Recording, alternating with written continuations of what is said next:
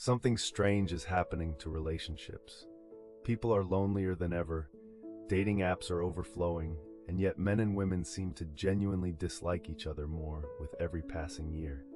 Scroll through any social platform and you'll see it. Accusations flying in both directions, entire communities built around resentment, and a constant background noise of "the other side has it easier."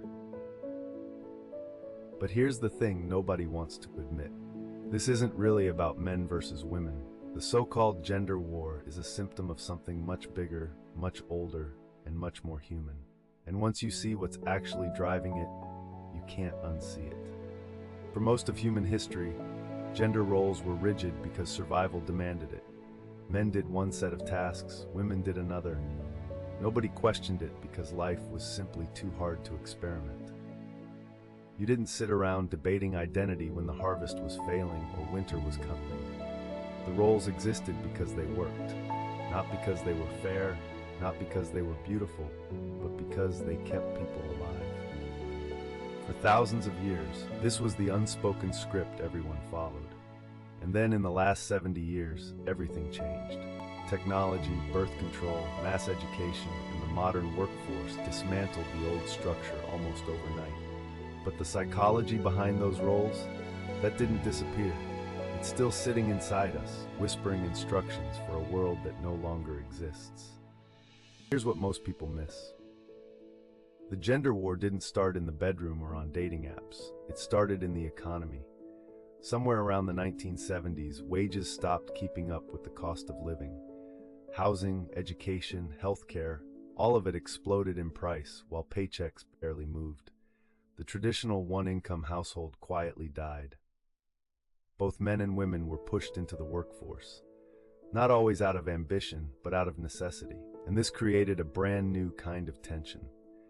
Because when both partners are stressed, exhausted, and financially insecure, relationships stop being partnerships and start becoming battlegrounds. Every chore becomes a fight. Every bill becomes a grudge. Economic pressure doesn't stay in your bank account. It seeps into your psychology, your patience, and eventually your love life. When the old roles collapsed, something else collapsed with them. The script. For generations, people had a clear blueprint for who they were supposed to be.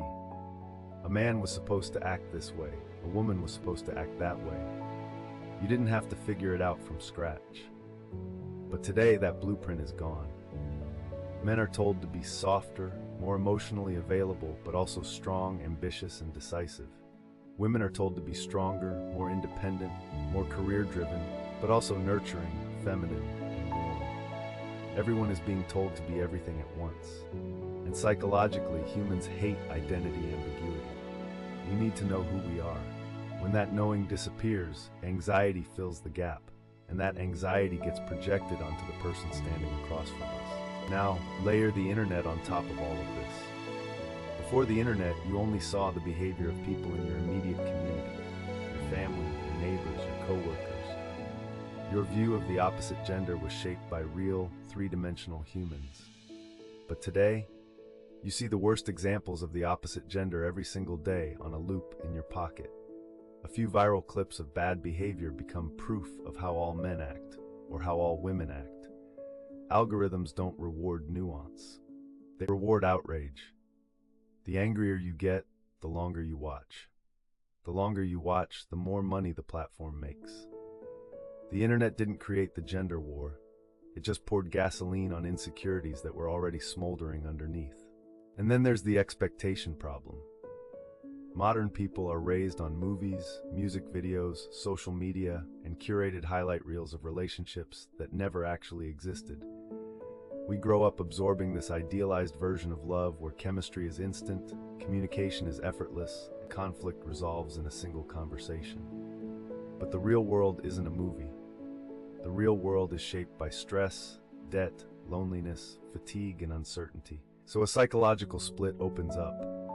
On one side, people expect perfection. On the other side, they live through imperfection. And the gap between those two, between the relationship you imagined and the relationship you actually have, slowly turns into resentment. Not because your partner failed you, because reality failed to match a fantasy you didn't even realize you were carrying. This is where the resentment cycle gets really nasty. Both sides start to feel like they're giving more than they're receiving. The man feels like he's working endless hours, suppressing his emotions, trying to be everything she wants, and getting criticism instead of appreciation. The woman feels like she's managing the household, the emotional labor, the social calendar, often a career too, and getting indifference instead of partnership. Both sides feel misunderstood. Both sides feel invisible. And here's the kicker. Both sides genuinely believe the other has it easier. He thinks she's coddled by society.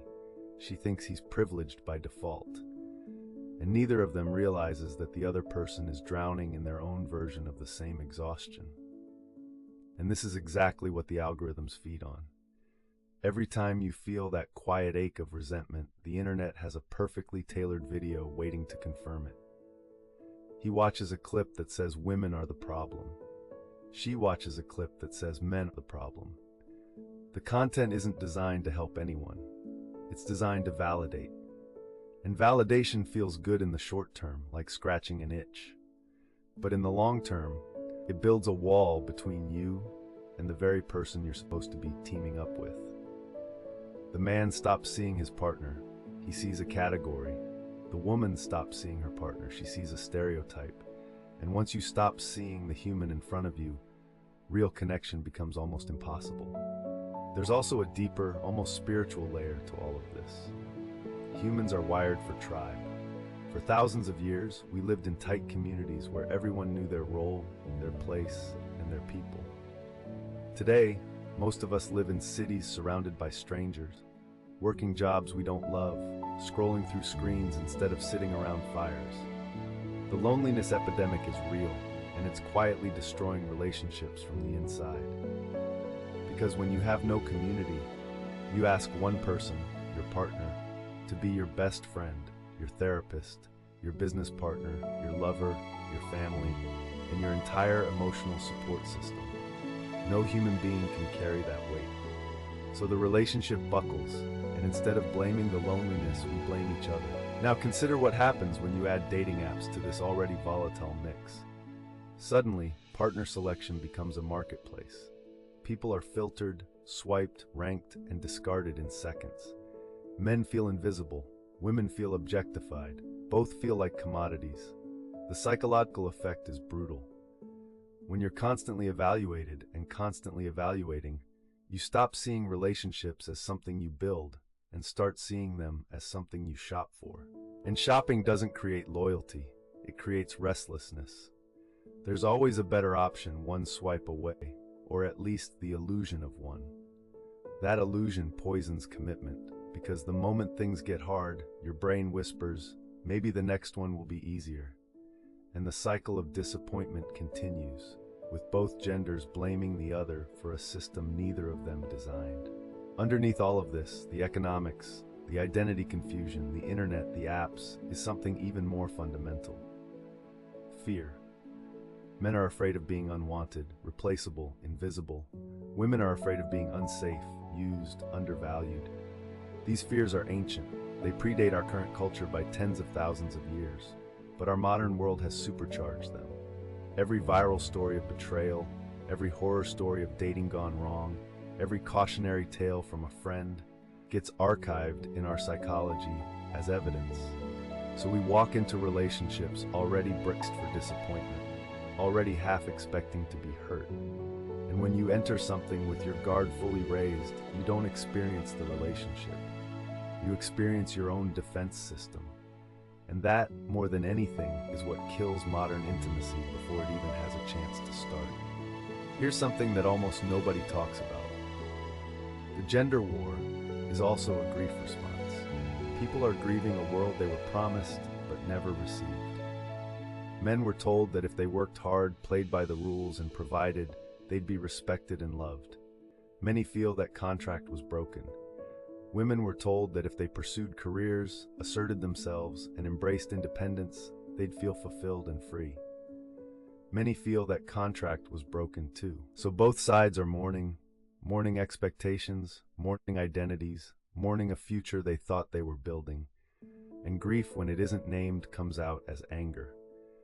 That anger needs a target, and the easiest, most visible target is the person standing across from you who happens to be the opposite gender.